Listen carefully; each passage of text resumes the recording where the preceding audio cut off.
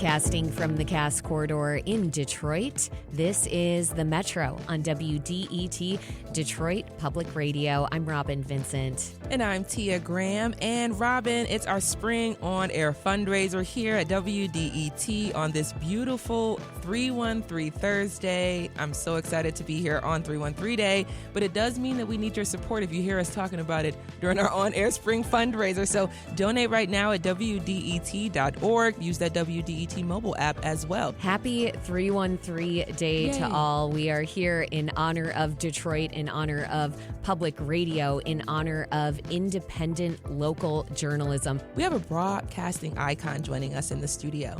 I know, I got like chills snapping. right now. I I'm know. doing some snaps. Huel Perkins has left an imprint on the city of Detroit. I mean, I've been watching him my whole entire life. Across more than three decades, his work at Fox 2 News helped us understand what was happening in Detroit and beyond. He covered 6 presidential elections, the 2008 recession, and the COVID-19 pandemic. He also sat down with no shortage of thinkers and leaders, from pioneers of the civil rights movement to Nelson Mandela and Pope John Paul. Yeah, Huel Perkins has had quite an impressive career. Before landing in Detroit, Perkins grew up in the segregated South in Baton Rouge, Louisiana. The discrimination he faced there is a powerful reminder of this country's racist history and the progress that's been made, and also how much further we still have to go. Huel Perkins, welcome to the Metro during our spring fundraiser on WDET. Robert and Tia, thank you for having me. I don't know who you're talking about, but that voice. Oh my goodness, Huel Perkins. You just took me right back. Oh man. Look, I'm just lucky to be here, lucky to be alive. I thought I would be an attorney, but I ended up in broadcasting, and it was a road I took that turned to be, I think, my life's mission. But I'm lucky to have found it. Yes. We're going to get into all of that, actually. We want to find out more about how that path diverged for you. But first, tell us what brings you to the WDET studios. Why are you helping us raise money for local journalism, for community programming, and for public radio? Well, my wife and I are long-term supporters of this station. Probably we've been supporting it before the two of you were born. But I have brought a check for $101.90 in addition to what we also give annually. Aw, thank you. But I have to be here. It's I think my obligation, because frankly, when I think of where broadcasting is and where the nation is right now, we need the independent voices that we hear on this station each and every day. Thank you so much, Huel. Thank you for your support. And I think that means a lot to us when it's coming from someone like yourself who has seen so many twists and turns in journalism and in broadcasting. And before we, again, go back in time, I want to stay a little bit in the current moment. You've made mentorship and community leadership central to your life. In 2024, you received the Neil Shine Award for Exemplary Regional Leadership, and that was from the Metropolitan Affairs Coalition and the Detroit Free Press. You've supported young people in a lot of different ways, including helping some of them to carve a path into journalism. Could you talk about that? Well, first of all, I do it because someone opened the door for me many years ago. My mentor was an attorney by the name of Cyril Vetter, and he gave me a chance when so many others would not. He allowed me to become an anchor and reporter at his station at a time when there were very few black people on the air. Cyril Vetter, although an attorney, never practiced a day in his life. He made his initial fortune by writing a hit song called Double Shot of My Baby's Love by the Swinging Medallions. You going to sing that for us? Maybe you'll be able to play it. Woke up this morning. But that song provided royalties for him in the millions, sufficient enough for him to go out and buy a TV station. I was in law school. Somehow he got wind of me.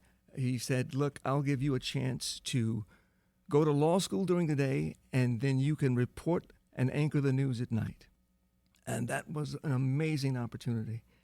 And I did that, and my senior year of law school, number one in the class, by the way, at Southern University Law School, somebody flew down from St. Louis. Back in those days before the internet, people would go to a city, tape you, and then send your tape to a huge audition house.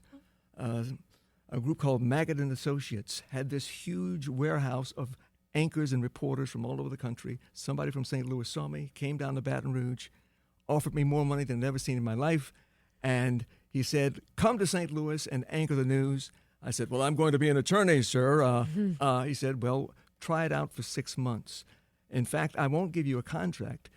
You rent an apartment, let your wife stay in Baton Rouge, Louisiana. If it works out, fine. If it doesn't work out, I'll fire you.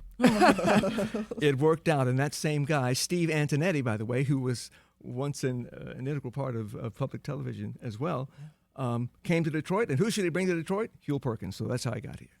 You're listening to the Metro during our spring fundraiser here on WDET. I'm Robin Vincent. And I'm Tia Graham. We're speaking with longtime Detroit journalist and broadcaster Huel Perkins. And speaking of this mentorship and just talking about, having folks help and pull you up and pull you along. Similar thing, but I was an intern at Fox 2 News when you were still there. I was in the sports department. Oh, right. And I remember watching you walk around and you were just you're such a class act. You were someone that I could just watch and listen to and study and figure out, how do I do this and what's my cadence is supposed to be. So once again, could you talk about what representation means and matters, especially when you see this next generation of young Black journalists coming up? Well, I think it's important, and that's one thing I want to give credit to public television stations, public radio stations, for giving everybody a chance, for allowing diverse voices to be heard.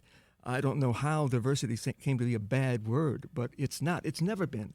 Diversity simply means giving qualified people a chance. It doesn't mean you go out and get people who can't do the job. It means you give people who have the skills, the ability, the education, a chance to succeed. That's all that is.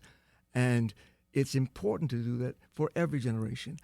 I never imagined myself doing this for as long as I had, 34 years here in Detroit.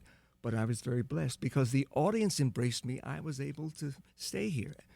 But it's important to open the door for the next generation because your perspectives are different than mine.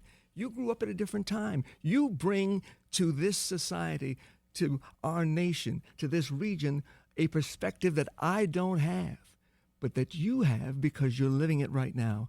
And that's important to hear your voice each and every day about each and every issue.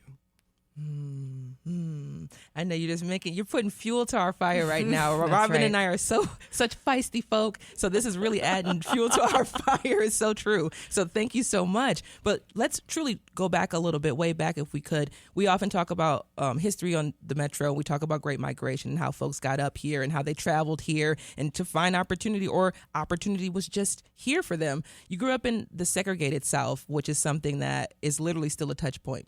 I mean, you're sitting with us. You grew up history is still with us right now. So I think about how that all informed you and who you are today. Talk about this segregated South and how it created Huel Perkins. Well, it makes me angry right now that some people want to try to erase it and pretend it never happened. But I lived it. I lived it. When I was a little boy, I could only drink at certain water fountains. I remember having to wait in a closet to see a doctor one time, all because of the laws of segregation. I couldn't go to the movie theater except on weekends, and even then I had to sit in the balcony, although I had to pay the same price as my white counterparts. The blessing, though, is that the nation changed over time. But understand this, the rules of segregation were enforced primarily in the South, but everywhere in the country, but primarily in the South, because the people supported it. The politicians, the governors who imposed segregation were doing it at the behest of the people of that region. So when we talk about segregation, it's not just a matter of laws, it's a matter of the sentiment of the voters. And the pendulum swings back and forth. We are going right now through a time where conservatism is ruling again, the same way it did back in the mid-50s when I was born. But we shall overcome. Just as we did then, we will overcome now. And it's difficult to describe to my children what it was like. My sons never had to go through that. My oldest son is 30. My younger son is 28. They grew up in an environment where they did not face limits based on their race, and I'm so happy for that. But it was hard for me, and even harder for my parents. My mother and father graduated from Southern University in Baton Rouge in 1947. They applied for admission to the grad school at LSU, Louisiana State University. Their grades were wonderful. Their test scores were above par, and yet they were denied admission in 1947 at LSU because they were black. That was the only reason. And that was allowed in this country. That was the law. My mother and father, though, threatened to sue. Louisiana then in turn said, well, if you agree not to go to grad school at LSU, we will pay your tuition to Northwestern University in Evanston, Illinois. Both my mother and father got their master's degrees. My father went on to get his PhD. But understand, too, even when they went to Northwestern, they were not allowed to live on campus. But at least they were allowed to go to class and get their education.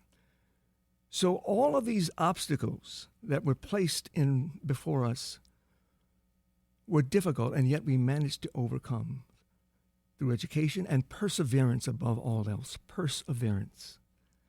And I think we are at a point now in our country where people are trying to rewrite history, to pretend that these things never happened, to pretend that they were never obstacles, and to pretend that the obstacles from the past don't have an impact on the present.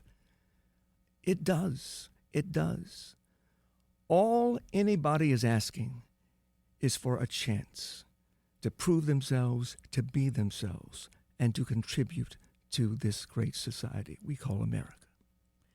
Huel, I do want to touch on, you talked about your sons. They're in that age group right now, and I talk about it for myself as well. I'm in that similar age group where there weren't many ceilings. There were opportunities for me to step into. There were seats at tables that were opening up that I was able to sit down at. That just didn't happen. Even right now, this seat at this particular table that Robin and I are sitting at, excuse me, a lot of people worked really hard to get me here. So I wonder, how do we as a society, as a culture, tell these stories without harming us going forward, but also making sure that we know what happened and came for us? Because right now I think there's a disconnect and a lack of understanding of what really was happening during the civil rights movement and what was being fought for, especially when we have this privilege that's kind of opening doors for us today. Never be quiet. Never shut up. Always speak up and speak out. That's the way we learn from each other. And sometimes our views may be wrong. Sometimes the conclusions we come to may need to be changed. But it is important to hear every voice. And it is important to tell your stories individually, to tell your stories, to let the world know who you are and why you have this perspective about life. Because we need to hear those stories so that we can educate ourselves. Every time I meet somebody new, I learn something new. I learn a different perspective that I didn't know before. It opens my world.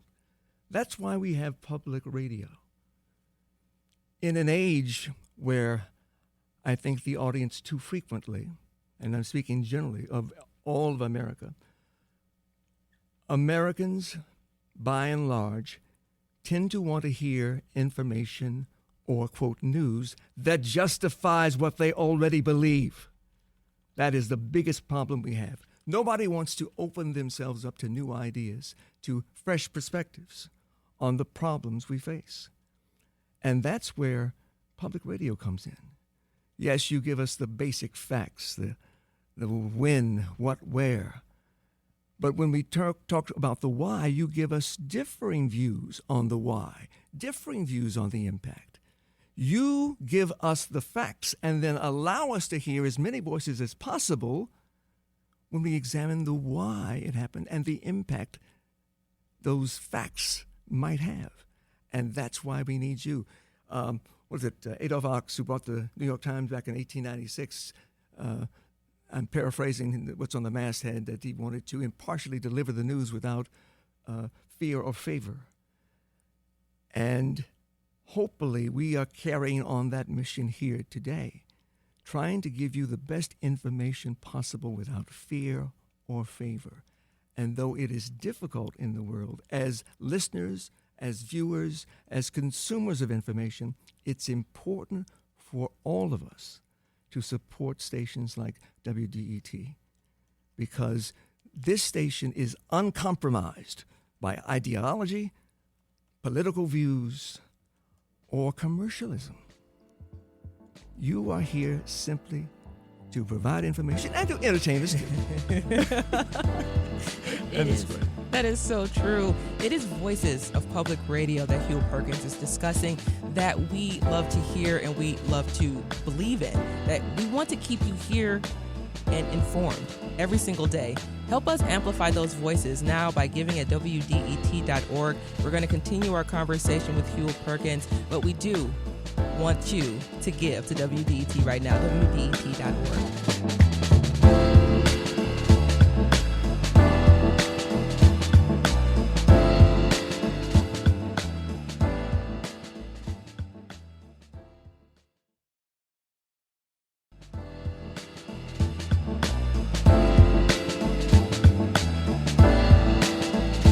Welcome back to the Metro on WDET during our spring fundraiser. I'm Robin Vincent alongside Tia Graham, and also a longtime journalism. An old man. Nope. That was not your cue, Huel Perkins. That was not your cue yet. I'm happy to be alive. It's okay. I'm an old man. We're grateful to have Huel Perkins in the studio with us discussing the power of journalism, the power of public radio, and our ability to amplify a broad range of voices. And because you believe in that mission too, it's time to give now at WDET.org. We're carrying the torch forward for journalism and broadcasting that seeks the truth. This is something that Huel was just talking about, that we are elevating voices that need to be heard right now. Public radio gives us the opportunity to do that. We are not censoring voices. We're hearing a variety of perspectives. WDET.org is the place to give. And Huel, you mentioned that it's important for Tia and I to raise our own voices. I'm wondering for you, if that was the case during your long journalism career, were you discouraged from becoming a part of the story, giving your perspective? I know that's what I learned in journalism school, was not to do that, to stay out of the story. But I know for Tia, when it comes to reporting on the Black community, when it comes to me reporting on the Arab American community, our perspectives, we believe them to be essential to some of these conversations. Well, the listeners are not stupid.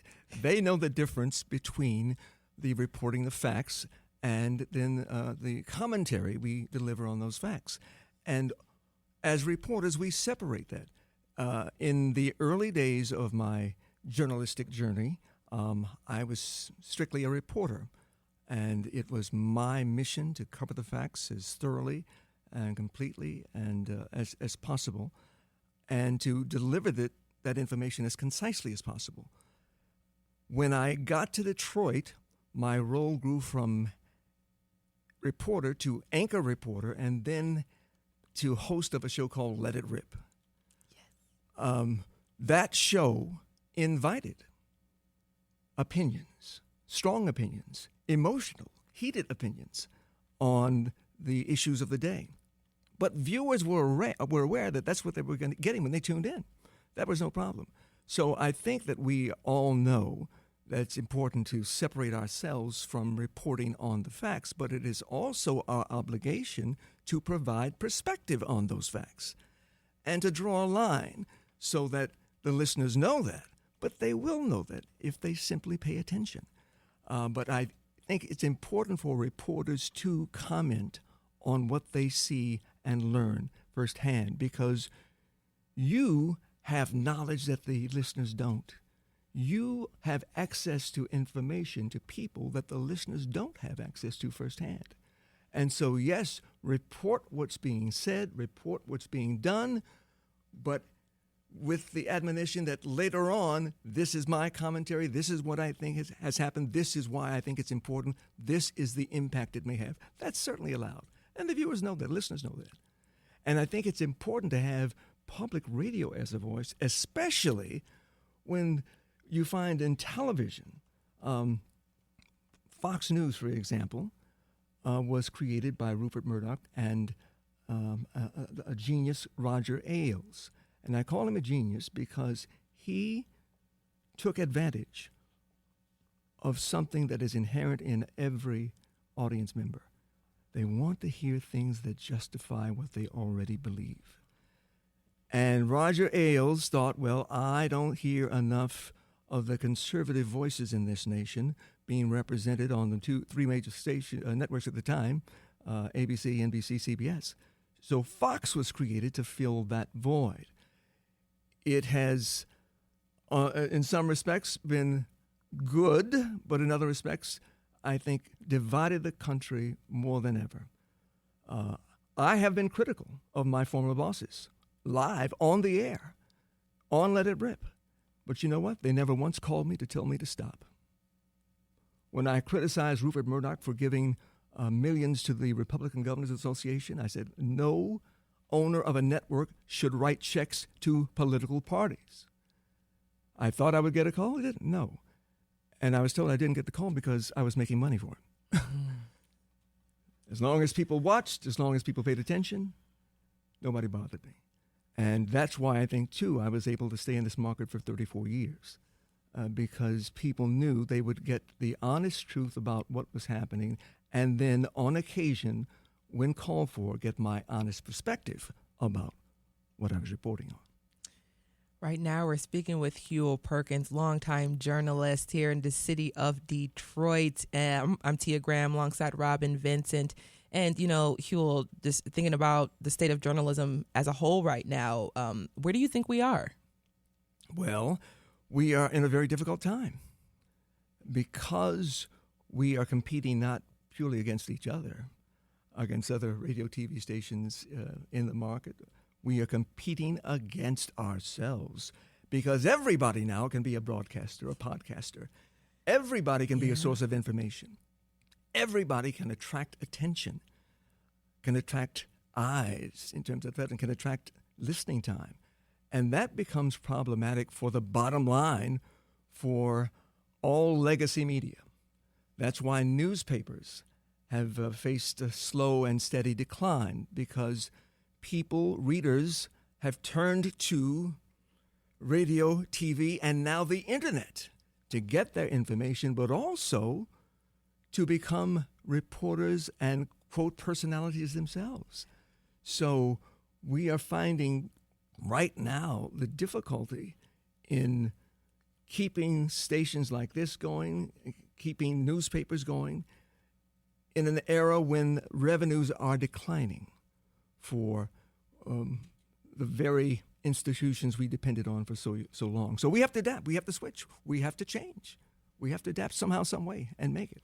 That's why I'm here with a check today. Yes, that's like the perfect transition, Huel. It's the honest truth. We have to strive for the truth. We have to strive for transparency. We have to strive to make sure that the people in our communities are informed and they take that information with them wherever they go as they travel through this world. So if you agree with the messaging you're hearing right now from Huel Perkins, longtime Detroit journalist, donate at WDET.org. Use that mobile app or give us a call, 800-959-9338. Robin, we got some thank yous. Yeah, we want to thank Anonymous in Rochester Hills, who says, I consider myself a Detroiter as I was born in and worked in the city and have never stopped regularly taking advantage of the entertainment, cultural, historical, and culinary opportunities throughout my life. There are so many of those, Anonymous. And this person says, my dad listened to WDET, and I've enjoyed the wide range of programming for many years. Anonymous, thank you for $313 in honor of 313 Day, in honor of Detroit, in honor of independent local journalism. Huel, I wonder if we could look back for a moment on your career a little more and talk about one of the most memorable interviews that you conducted? Rosa Parks, by far. By far. Please tell us Please. Well, every time I think about her, I'm in tears because how she changed my life. How people like her changed the trajectory of my life. Opened doors for me that I didn't even know existed. Growing up under segregation, you felt limited, but you adapted. But you never thought that you'd reach a point where you could walk through any door, where you'd have at least a chance to interview for a job. You'd at least have a chance to make some advancements in a field that you thought was closed to you. But I did not meet Rosa Parks personally until I arrived in Detroit. She moved here. And she had to leave Alabama because of the threats on her life. Threats. She came here because at least she had safety here she didn't have back there. But talking to her and being able to thank her live on television was just wonderful and magical. And she was an amazing, courageous woman.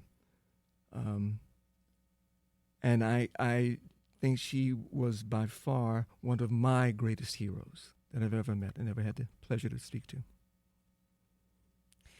You've also talked about your parents as being really central to your success, as being heroes, we could say, as well. Would you tell us a little bit about them, Huel Perkins?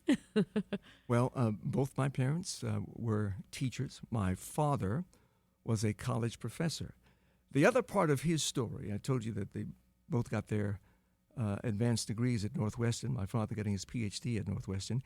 He came back to Southern University in Baton Rouge and taught there for 25 years.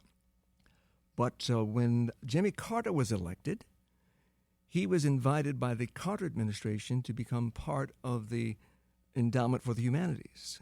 And so for 2.5, 3 years, he was in Washington, D.C., running the programs there, national programs regarding education in the humanities. And it's amazing how things work out. He goes to Washington for 2.5, 3 years. LSU, Louisiana State University, reads about him and says, hey, that guy's from Louisiana. Why isn't he here? LSU then offers him a job to come to LSU as assistant vice chancellor of the school. So he thought about it. He said, okay, I'll go back. All right. So he returned to Louisiana in the administration at LSU, eventually helping to run the school that denied him admission in 1947. And I'm happy to say that there is, to this day, a fellowship named in his honor that has helped 36 students achieve their PhDs at LSU free of charge, tuition paid completely by the Huel D. Perkins Fellowship. You can look it up online right now. And you will see the requirements necessary if you want to get your PhD at LSU. You have to be good. You have to be knowledgeable. You have to have great grades. But if you don't have money, that's no problem, because we'll take care of that. You have helped some young journalists carve paths into journalism here in Detroit. Could you tell us a little bit about that? And again, for listeners, we're talking with Huel Perkins right now, an iconic Detroit broadcaster. He's a longtime member of WDET. We're raising funds during our spring fundraiser to support that mission. You can support that mission right now at WDET.org. And again, back to you, Huel, about, I understand that you have helped some burgeoning Detroit journalists find their way into the field. Well, I do what I can when I can, but I can't give you a job. That's important for you to know, too. I can't just say, all right, Tia, I'm going to make you anchor of the evening news. I'm going to do it. Tia, I'm doing it. I can't say it doesn't work that way. It doesn't work that way. What? No. But what I can tell you is where to go to master the skills necessary to at least get your foot in the door. And once you get in the door, I can help you in terms of giving you advice in where to go and what to do. Among those is our current anchor at Fox 2, Roop Raj. Wow. Roop Raj, I first met him when he was 14 years old. And he was a very enterprising, assertive young man who knew early on what he wanted to be. He wanted to be in television in some capacity. He wasn't sure exactly what it would be. Back then, cable offered community access television so that anybody can start a show. Well, this little 14-year-old kid started a show. And so he invited people like Bill Bonds on and me on and a few other people. And he and I established a connection such that whenever he would do a videotape, he would send it to me. There would be some days I'd wake up, open my door, and there'd be a videotape on the front porch. It was Roop asking me, look at these tapes. How did I do? What do you think? And he kept improving, kept getting better. But understand, too, that Roop, as an Indian American, felt pressure from his parents to go into engineering, science, or medicine. Roop's older brother, went to MIT. And so there was pressure on Roop to follow that same path. For him to go into broadcasting was unheard of. In his family culture, it was considered a hobby, but maybe not something you would do for the rest of your life. But Roop was determined. He went to Michigan State, and I told him early on, don't wait until you graduate to get a job. And I tell that to my sons. Don't wait to learn and to do, even while you're in class. Start preparing yourself for the future you want. So Roop immediately started applying for jobs at local TV stations in and around Michigan State.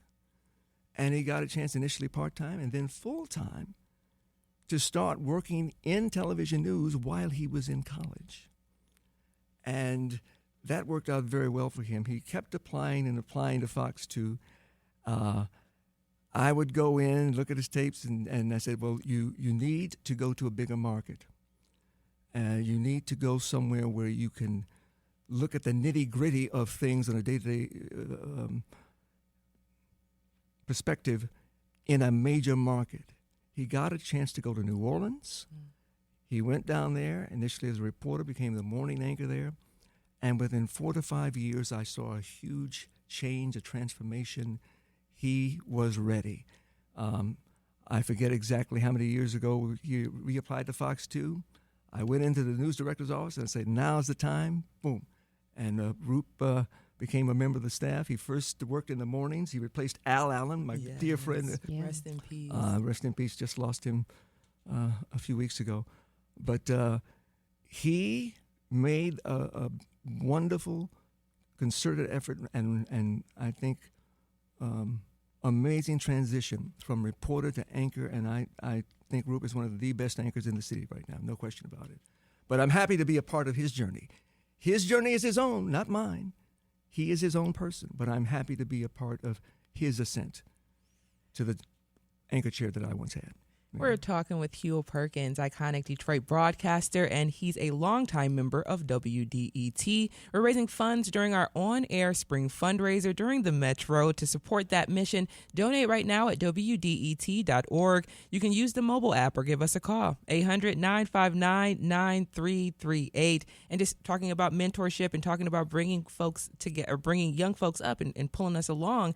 One of the folks here, Lloyd Jackson, was one who was very pivotal in my career. He gave me my first job as a traffic reporter. And you never know where life's going to take you. You never know. One of the things that my dad and I always talk about is just being prepared for the moment, just being ready, showing up just ready. Absolutely. And when they pull you, you're ready to do what you need to do. So when we joke about like, oh, just give this person this job, well, they worked really hard before they even got to this moment. Exactly. That's right. So just talk about that. They don't give you a job because you show up. No. They give you a job because you have the skills and knowledge that they need to succeed.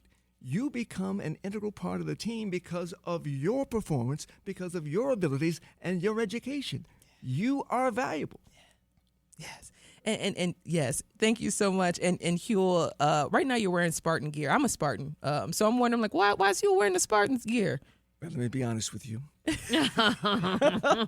I do this in support of Michigan State, Tom Izzo. Yes. But my youngest son, Vincent, went to Purdue. And so usually about this time, I'd be wearing a Purdue banner, and I got my 313 badge, Yes, by the you way, do. which I just made. Oh. But I usually support Purdue, but I'm supporting Michigan State because Purdue doesn't really have a chance this year. Okay. So, but I love Michigan State. I love Michigan. I love college basketball. Fantastic. Oh, we can talk about that for a long time. So Yeah. let's talk about, that's a beautiful transition here. We were talking just a little bit beforehand as well. We were talking about reporters, and you said sports reporters are some of the best reporters. Yes, absolutely. Talk about that. Why sports reporters? Because you have to have a wide knowledge of everything, of the players, the people involved, the tactics involved, the strategies involved, and you as a sports reporter usually have to ad-lib frequently in terms of filling time and of giving information to the viewers. Most times I would have a script. I wouldn't write every script, but I would revise every script. Everything that came out of my mouth, you can be assured I either wrote or changed or made my own. Sports reporters, though, have to report at a moment's notice. You are some of the best live reporters I've ever seen because you have to report on things as they are happening. Yeah. And it's just absolutely amazing. You sometimes don't have the luxury that we have of at least a minute, 30 minutes of an hour to go back over notes. No, you have to have command of information before you even enter the building. And that's why I think sports reporters are phenomenal. Yeah, got to have the confidence, too, to know as you're speaking, this is right. My facts are right. My statistics are right. The numbers are right.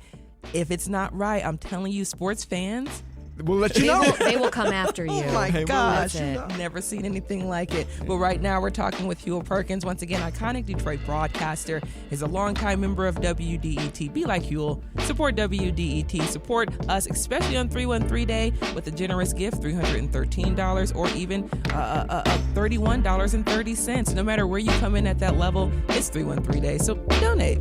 800-959-9338. We'll be right back on the Metro.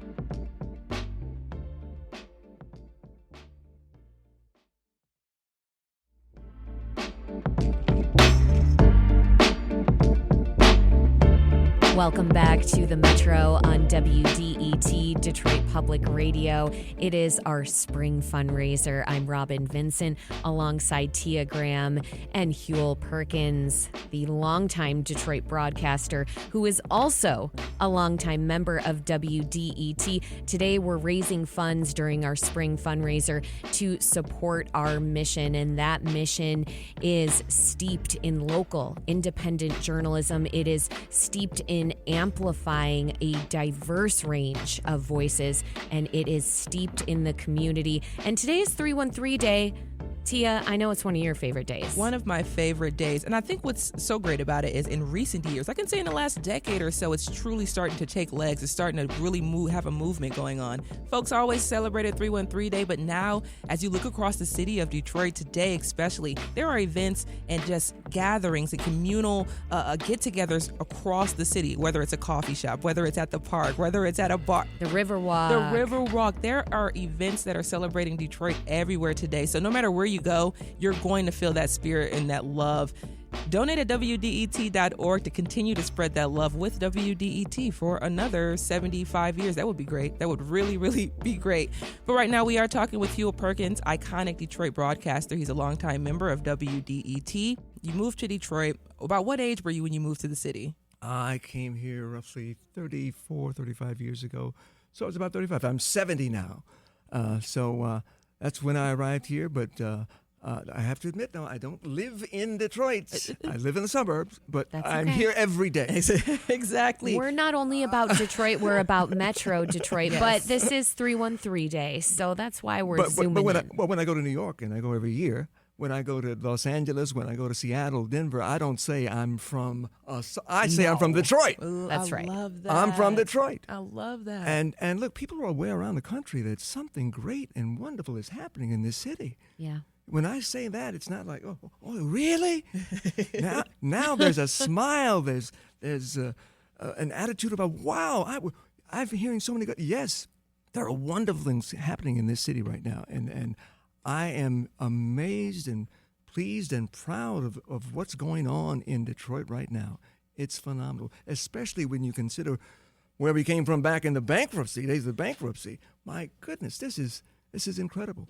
So I am so enthusiastic about what's to come, and so happy that I see all of us from every corner of life getting together to celebrate each other and to celebrate this great city we call home.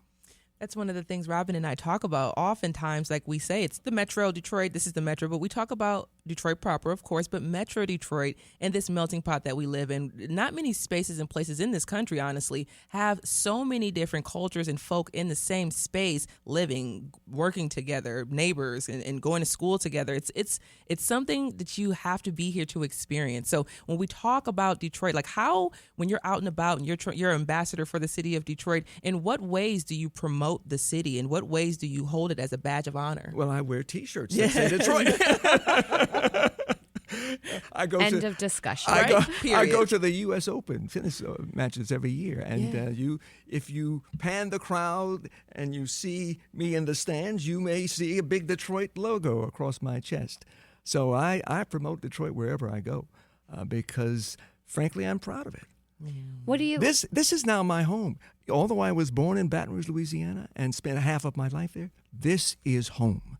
This is where I will live for the rest of my life.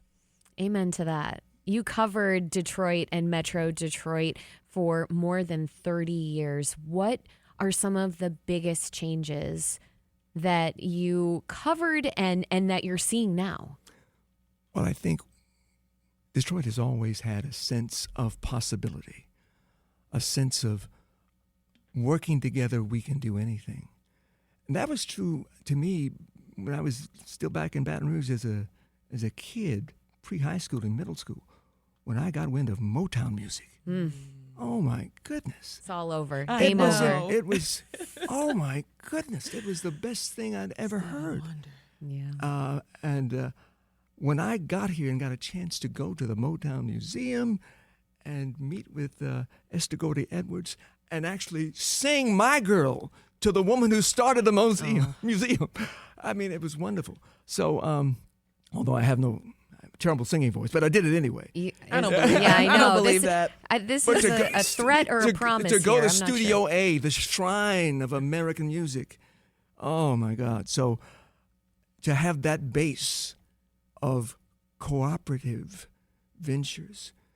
People think of Motown as, of course, a black musical empire, but there were people of all races scattered throughout that huge business and corporation as it became known all over the world.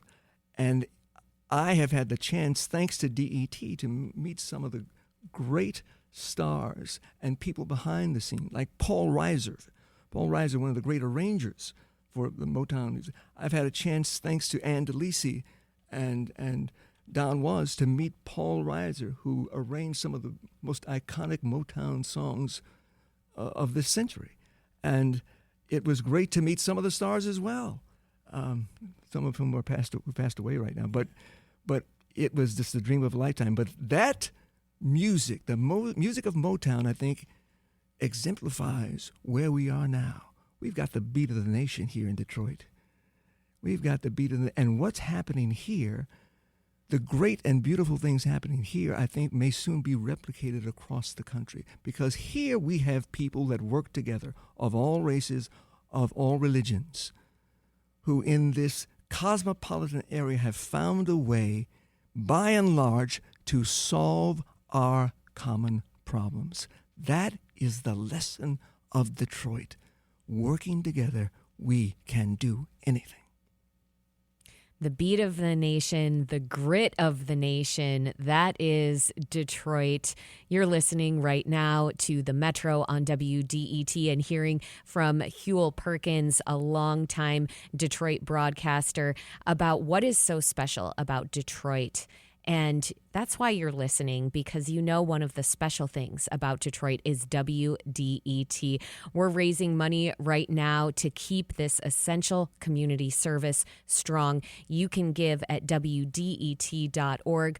And Huel, really quickly, before we let you go, we're talking about music. Ed Love, I want to talk about that connection. You grew up in Louisiana. Jazz is jazz in Louisiana. As well, Detroit has its own jazz and its love for jazz. Can you talk about how that continued on to jazz? Well, in New Orleans, we think we created jazz. This is a controversial question to you, Grant. I know. There are other parts of the country that also make that claim, but I believe that Louis Armstrong found the source of his magic in New Orleans. Yeah. And we have some of the most wonderful music down there, a combination of Zydeco, which is Cajun Creole music, blues.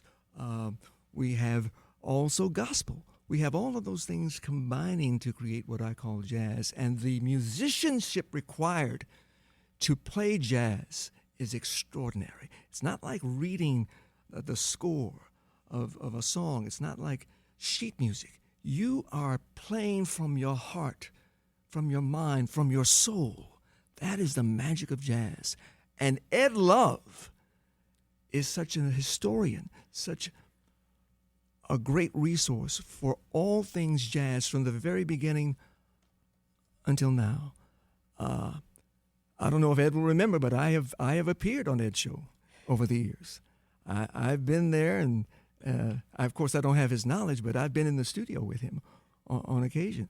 But he is just the absolute master. But I also love now, thanks to my sons, I love contemporary music. I love this techno sounds. I like that too. Detroit techno. Okay, Huel Perkins is here for Detroit techno. That is also something you can hear on the WDET airwaves. We've been speaking with Huel Perkins, a longtime journalist and broadcaster whose voice I'm sure you recognize. We're fundraising right now to support our mission at WDET. You can give at WDET.org, the WDET mobile app, or give us a call, 800-959-9338.